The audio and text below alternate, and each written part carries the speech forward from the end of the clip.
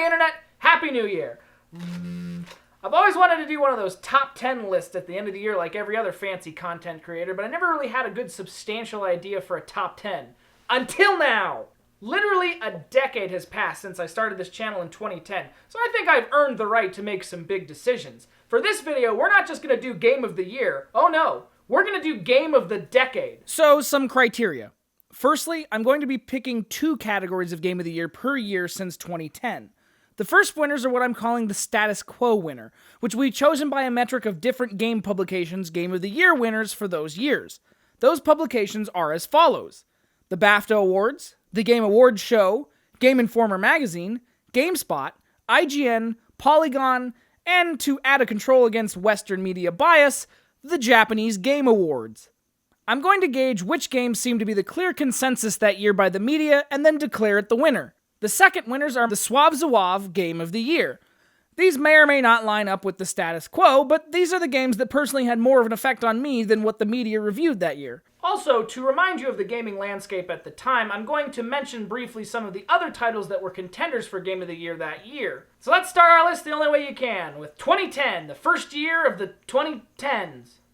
2010 was a pretty decent year for games. Fallout New Vegas showed us what Fallout 3 could have been like if it had been made by someone who understood Fallout. Super Mario Galaxy 2, a wonderful 3D platformer continuing the style set up as the original, though not continuing the "you are Mr. Gay" controversy, opting instead for a "you are me I." Call of Duty Black Ops, God of War 3, Kirby's Epic Yarn, all great titles this year. But who did the media declare as number one? The media awards were as such: the BAFTA Awards, Mass Effect 2, the Game Awards, Red Dead Redemption, Game Informer, Red Dead Redemption, GameSpot, Red Dead Redemption, IGN, Mass Effect 2, and the Japanese Game Awards, New Super Mario Bros. Wii. Thus, the status quo winner of 2010 was clearly Red Dead Redemption. And this might come as a shock to you, but my personal choice for Game of the Year that year was also Red Dead Redemption. Red Dead Redemption just blew everyone away with how immersive an experience it could be. Hot off the heels of Grand Theft Auto 4 as their last major open-world game, the new subtle way Rockstar wanted to tell their stories really lent itself well to this sprawling western tale of bandit-turned-farmer forced back into the life by the government to hunt down his own former gang. The vast open landscapes and vistas you could travel to, the amazing amount of side content, and just how well designed the entire experience was really earned its spot for Game of the Year in 2010. Next, the year we all lost touch with ourselves, 2011. 2011 was probably one of the biggest years in gaming we've had in a while. I remember it fondly as it was jammed-packed with a lot of heavy-hitter titles that could all be argued deserved the spot. A lot of sequels, but good ones. Batman Arkham City bringing us more of what it's like to don the cape and cowl. Portal 2 giving us even more frantic platform puzzles and breakneck wit. Zelda Skyward Sword giving us Fumble. But who stood out? Who was the media's darling? The BAFTA Awards? Portal 2. Game Awards? Skyrim. Game Informer? Also Skyrim. GameSpot?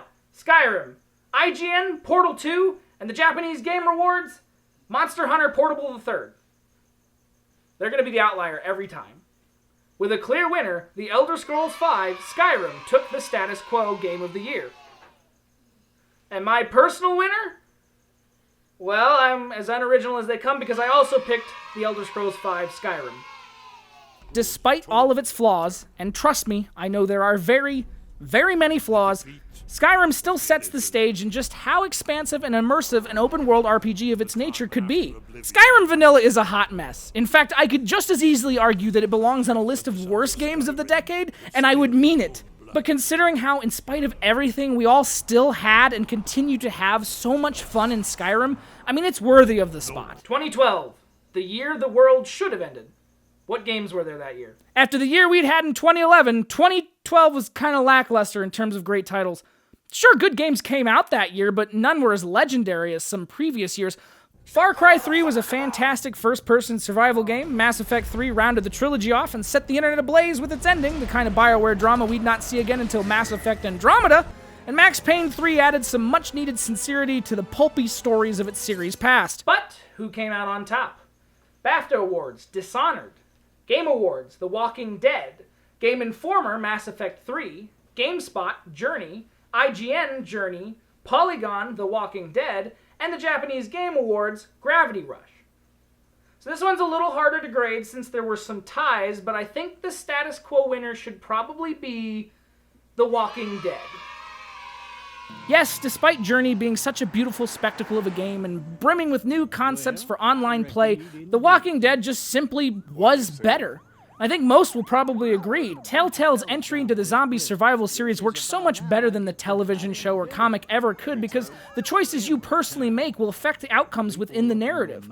Through subtle changes, this method of telling a story through your interactions hooks you in emotionally deeper into these characters than any other hammy AMC drama could. And my personal favorite? Well, finally I'm going against the status quo and bringing up a game that you probably didn't think of, Hotline Miami. Hotline Miami surprised a lot of people, I think. A game made by a very small group of people on the Game Maker engine, no less, that provided some of the most visceral play loops in some time. Not to knock any AAA experience, there were a lot of great shooters out there that are graphically more intense and just as fun, but none of them can really capture the sheer amount of thrill it is to burst through a door and figure out what's the best method to murder your way in and out of the building. 2013, the second Obama. More good games. Ni no Kuni dared to ask what would happen if we made a Studio Ghibli film into a game, and the results were pretty wild but really fun. BioShock Infinite decided to f*** with everyone's heads story-wise, but then everyone kind of missed the point of it showing institutional racism as a narrative device against racism, which somehow attracted actual racists to start slandering Ken Levine. That was wild. Going down the list, more games. BAFTA Awards, The Last of Us. Game Awards, GTA 5. Game Informer, The Last of Us. GameSpot, Legend of Zelda Link Between Worlds, IGN, The Last of Us, Polygon, Gone Home, and the Japanese Game Awards, Animal Crossing New Leaf. So this one's a little harder because there's a clear winner numerically, like when counting the votes, but my heart wants to say Grand Theft Auto. But I think the status quo winner is probably just The Last of Us. While Grand Theft Auto 5 was a fantastic entry into the GTA series, I'll admit even I've become weary of the HD Universe's way of telling its story. I don't think Rockstar is bad at telling stories, I just think that the kind of story they're trying to tell in their games lately is not really right for the kind of games they're making. Naughty Dog, on the other hand, has always been great at melding gameplay and story together, especially with their Uncharted games. And being that it's a completely new IP in a world of sequels, I think The Last of Us really deserved this. And what was my game of the year? Well, I knew putting the Japanese Game Awards on this list would eventually pay off somehow because I picked Animal Crossing New Leaf. Animal Crossing New Leaf is everything you want out of an Animal Crossing game. Being on the 3DS allows for easy and infrequent gameplay. Just keep it in your pocket and pull it out when you're able to, and since Animal Crossing has always incorporated a real-time clock, playing the game at only opportune times is more viable than ever. The game is just wide enough to always be exploring new goals, but small enough to be cozy and familiar every time you return. It never overstays its welcome, and it really is the definitive Animal Crossing experience so far. I love Animal Crossing as a series, and New Leaf shines ahead of any other game I played in 2013. While The Last of Us and Grand Theft Auto are definitely great, to me, Animal Crossing's simple structure and life sim just feels like going home every time I turn it on. 2014, the year of my girlfriend's first felony. Middle-earth: Shadow of Mordor, otherwise known as the subtitle is so big compared to the first word, no one knows if this should be alphabetically under M or S, was a great Lord of the Rings experience, borrowing the combat styles of the Batman games and giving them a fantasy twist. South Park: The Stick of Truth showed us that an episode of South Park that you played a part in could make for an actually in-depth RPG experience. But who was the best? Going down the list: BAFTA, Destiny, the Game Awards, Dragon Age Inquisition, Game Informer, Dragon Age Inquisition, GameSpot, Middle-earth: Shadow of Mordor, IGN, Dragon Age Inquisition, Polygon, Dragon Age Inquisition, and the Japanese Game Awards, Monster Hunter 4. So I think the obvious status quo winner is Dragon Age Inquisition. Full disclosure, I have actually not played this game. I have played Dragon Age Origins, and I enjoyed that experience, so assuming the games are similar in their quality, then I can see why it was the choice for this year. I've seen a lot of fan art and intrigue into this game's characters, even to this day, so it's had a lasting impression on fantasy fans and RPG players alike, clearly warranting its Game of the Year status. But who was my Game of the Year in 2014? A little indie title that you've most definitely heard of. Shovel Knight. For chivalry! Shovel Knight did so many things right for me. It nailed its retro-inspired graphics, its music was superbly composed, and as an old-school platformer made in the modern era, it was so thumb-achingly fun to play. I got this on sale digitally on my Wii U, and it's literally the only reason I haven't thrown out my Wii U. Shovel Knight was pure, unbridled fun, and that's really all I have to say about it. If you haven't played this game, go get it. It's available on the Switch now, which I think makes my Wii U nervous, especially because they sit right next to each other on the shelf. Moving on to the year that Marty gets the Sports Almanac, 2015. Oh man, another year of heavy hitters. We should just rename this year to 2011 too. Metal Gear Solid 5, despite everything wrong with it, was still one of my favorite stealth action games. The amount of freedom that game gives you to take on a base is fantastic. Bloodborne, good lord, was that one hard. Undertale, hey look, it's Sans from Undertale. But only one can leave the Thunderdome, the list.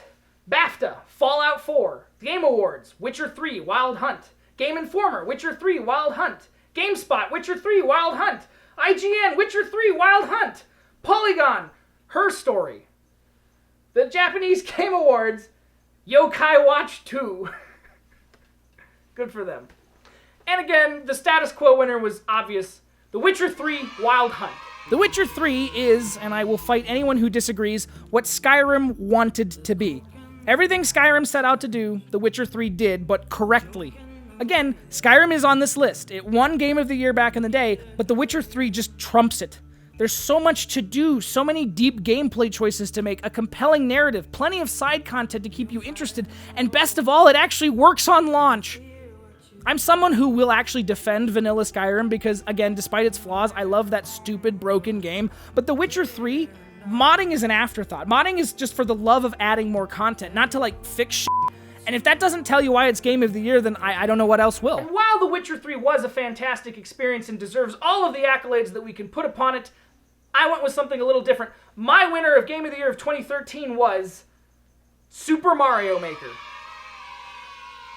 You like classic Mario games? Yeah, well of course you do, you're not a dumb baby. What if I told you could play classic Mario levels until the end of time? That's the premise of Super Mario Maker. The sheer intensity of creativity this game exudes is mind-blowing. Giving the player all of the same tools used to make classic NES and SNES Mario levels and then letting them upload them all to the internet for everyone to enjoy? Genius. Shovel Knight and Super Mario Maker. That's the only reason I keep my... Oh god, my Wii U must be trembling. Alright, 2016, the year that we weren't with her. Let's see what we got. Uncharted 4 gave Nathan Drake a satisfying conclusion to his story. Firewatch came out and then gave us the best 2/3 of a video game in a decade before shitting all over its own narrative. Enter the Gungeon showed us through great gameplay and visuals why gun control is important. But who came out on top? Who was the media's pick? BAFTA, Uncharted 4, A Thief's End. Game Awards, Overwatch. Game Informer, Overwatch. GameSpot, Overwatch. IGN, Overwatch. Polygon, Doom. And the Japanese Game Awards, Splatoon. I'm so glad I put them on the list. This is just, they give the fun ones. Everybody's always following the trend, and the Japanese are just like, you know what, f*** that. So the consensus is, again, a clear winner. 2016's status quo, Overwatch. Alright, I'll bite. Diva is my Dorito child, and I am a glutton for a good tank build. However, I'll be honest, team shooters have never really scratched a particular itch for me. I liked Team Fortress 2 when it was big, I played it some. I'm just not a competitive shooter guy. Overwatch did in some ways change my mind. I like the tight controls and the forgiving hitboxes that made the game easy to pick up but hard to master. But Overwatch is just, well, it's just that. It's a competitive shooter, and I don't know if that's actually merits for Game of the Year. It's got a good gameplay loop for sure, but eventually, like all games, it's just going to get stale and fade away. Or it'll introduce hats. As for me, my Game of the Year of 2016 was a little more subdued. Stardew Valley. Stardew Valley was, without a doubt, the most time I sunk into a video game for 2016. If my inclusion of Animal Crossing wasn't clear, I love a good life sim that lets me escape the drab reality around me and transports me to a colorful world full of adventures and intrigue. And mundane tasks like farming. Stardew hit all of the checkmarks for a good Harvest Moon clone, and then kept hitting checkmarks I didn't even know I wanted checked off.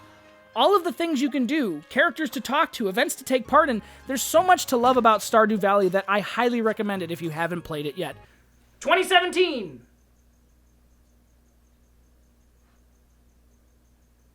Horizon Zero Dawn had a stupid title, but great gameplay. PUBG had a stupid title, but was also the reason we have Fortnite, so it must be burned. Golf Story came out, which, if you haven't played, do look into it. I actually really like that game. I bought it physically. But who came in first? Well, actually, if you were alive in the year of 2017, you probably already know the answer because you know what game came out that year. So I'll give you this one. BAFTA, What Remains of Edith Finch, and the rest of them are Legend of Zelda Breath of the Wild. Just everybody gave it to Breath of the Wild. I think the clear winner is Breath of the Wild.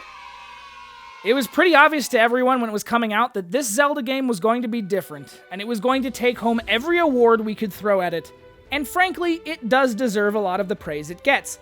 Taking the Zelda formula and throwing it headfast out into the window in favor of something more akin to a survival RPG, Breath of the Wild took Zelda back to its roots of throwing the player into an overworld and saying, "Good luck, buddy!" There's so much to explore and discover on your own without any of the game having to tell you. You just sort of figure it out, which is great. However, unfairly short weapon degradation, samey temple designs, and some minor hiccups running on the Wii U, it wasn't a perfect game, though it does deserve the praise that it gets. Now I know what you're saying. Scott, you bought Breath of the Wild. Twice. Because you're a corporate shill and an idiot. Why isn't this your game of the year? Because there was another long-awaited sequel in the works that took a series back to its roots, just like Breath of the Wild, but did it a little bit better. My personal game of the year for 2017? Sonic Mania. Sonic Mania, for me, did the same thing Shovel Knight did. The throwback to a simpler time when games weren't about loot boxes or open worlds or realistic horse testicle... Wait. Hang on, sorry, that's next year. Sonic Mania was just a great 2D Sonic game. Literally the first of its kind since Sonic Rush on the DS, but really even more different than that, it was the first of its kind since Sonic CD. Sonic Mania had so much going for it. The graphics were great, the gameplay was solid, the new addition to the old moveset made so much sense for a modern 2D Sonic. This game was, without question, a perfect 10 for me. It did everything it set out to do, and it made a great Sonic game to boot. And for that, it's my Game of the Year 2017. 2018! Everything that happened in 2018 that I could make a joke out of is just too dark. So 2018. Assassin's Creed was good again. Spider-Man was good again. God of War was good again. Monster Hunter was good again. No Man's Sky was... Well, it was definitely something worth playing. But I really regret that I spent $60 that I'll never get back for what is essentially the dunce cap for the modern consumer. All right, just 2 years left.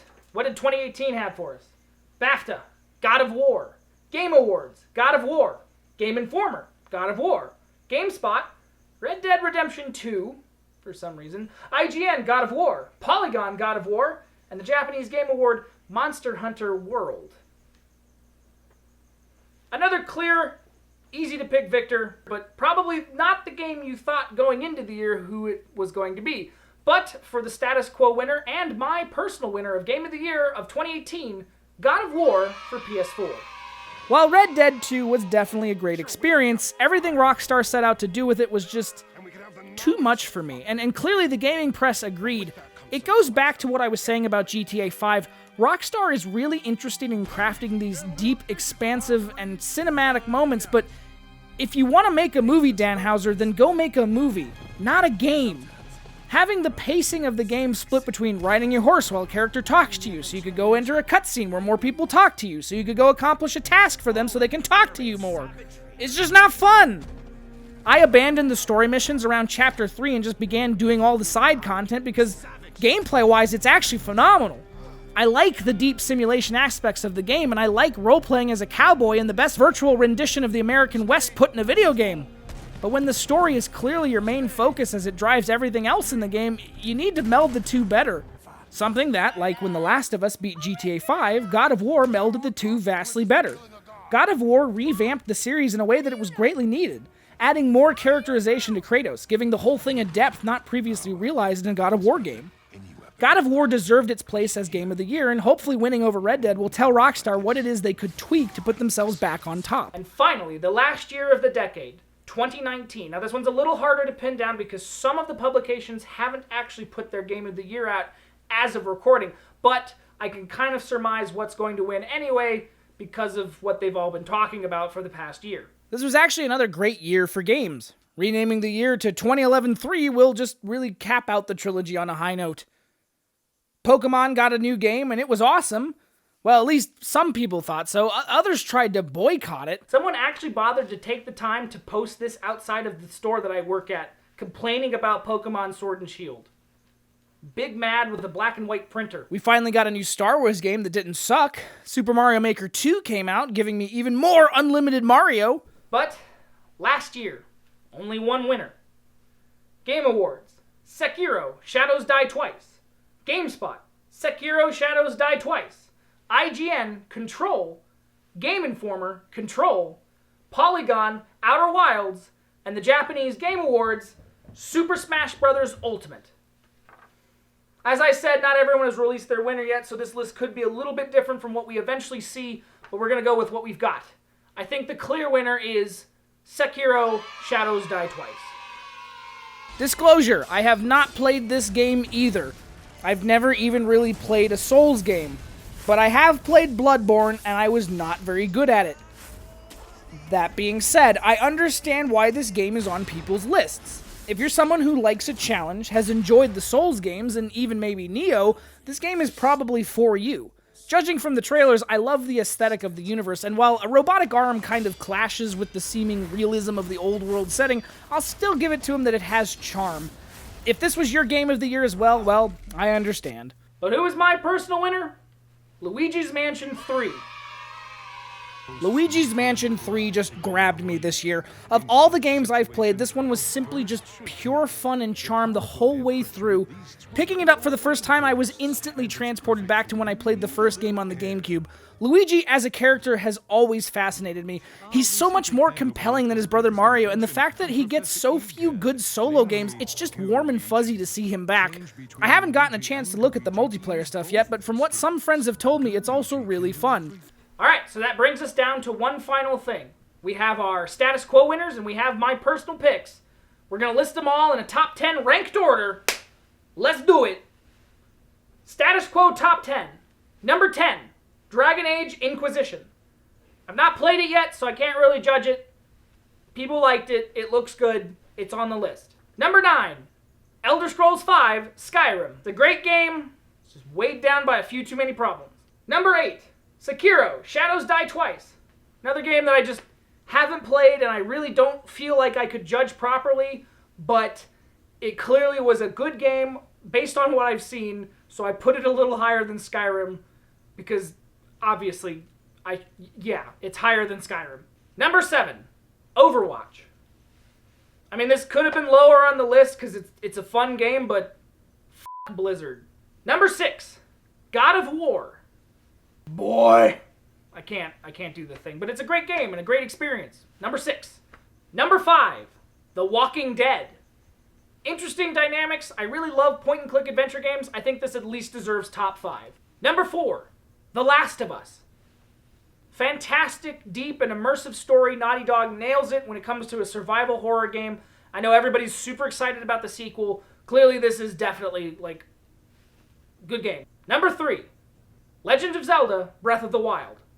Maybe this is divisive, but Breath of the Wild, while a phenomenal game, just didn't really live up to the hype for me. There was a lot of good things in that game, but for the most part, it just wasn't Game of the Decade material. But it's still clearly top 3. Number 2, The Witcher 3, Wild Hunt. Wow. Everything you want in an RPG and more. I spent hours, countless hours, exploring all of the side content. It was everything that Skyrim set out to be that it wasn't. Clearly, great game. Not Game of the Decade, but number 2. Just good stuff. Moving on, the top 10 Suave Zouave game of the last 10 years. Number 10, Elder Scrolls V, Skyrim. Again, really great game, just held down by a lot of flaws. I do enjoy playing it. I'm not saying it's bad, but it doesn't deserve to be any lower on this list than number 10 because it's Skyrim. Number 9, God of War. Now don't judge me, I liked God of War a lot. I played that game for a long time. I enjoyed the openness of it. I enjoyed the RPG elements. I really liked the shift from Greek mythology to Nordic mythology. Everything about that game was cool. Some of the games on this list are just a little more impressive to me than this one was. So again, better than Skyrim, but it was just kind of Number 8, Luigi's Mansion 3. I love Luigi's Mansion 3. Everything about it was captivating. I enjoyed every minute I played of it. The only thing is again, same thing like God of War. There are more compelling games on this list, so it's not super low. Number 7, Shovel Knight. Retro revivals are in right now, and Shovel Knight was the cream of the crop. Number 6, Hotline Miami. Ultra-violence, fast-paced, top-down shooter action, maiden game maker. It's awesome. Number 5, Stardew Valley. Because you can't get married in Farming Simulator 19. Number 4, Sonic Mania. It's just like the 90s again. Sonic is back in 2D, and the president is getting impeached. Number 3, Animal Crossing New Leaf. I adore this game. I adore this series. Everything about it just makes me happy. It's a game where you literally live in a world where if you have any problems, you just go fishing. Like, it's a good game, and it deserves to be on more top 10 lists. Number 2, Super Mario Maker. It's Infinite Mario. Infinite Mario. What more do I have to say? Well, if you've been paying attention, there's one more game that I haven't mentioned that I have left off both of those lists, and that is because they topped both of them, coming in at number 1, the game of the decade, as announced by yours truly, me, Red Dead Redemption. Yes, Red Dead Redemption. If it wasn't clear to you the first time I talked about this game, Red Dead Redemption was, without a doubt, the greatest game I played this decade. Given just how expansive the game was, how much there was to do, the overarching story being so compelling, the characters being so interesting and memorable, everything this game had to offer was just simply fantastic. Red Dead Redemption scratched the cowboy itch that I don't think any of us realized we had. Every time you've ever watched a Clint Eastwood movie and said, you know, I could be that person. Well, you can't, because obviously that era is over, but you can play Red Dead Redemption. It surpassed all the years after it. From 2010 onward, I still play Red Dead to this day. I can still pop that game into my PS3, turn it on, and start going off and exploring that world like it's the first time I'd ever played it. It's so enjoyable, and as a game, so well designed, that it is truly one of Rockstar's greatest games ever made. Red Dead Redemption is a solid 10 out of 10 for me, and because of that, it wins my Game of the Year for 2010 and Game of the Decade for the entire decade. Are you looking forward to all the new games coming out in the 2020s? I personally am looking forward to Bethesda's Moonshiner Simulator. Don't blow a hand off, but considering that it's Bethesda, that's exactly what's going to happen anyway. Happy New Year!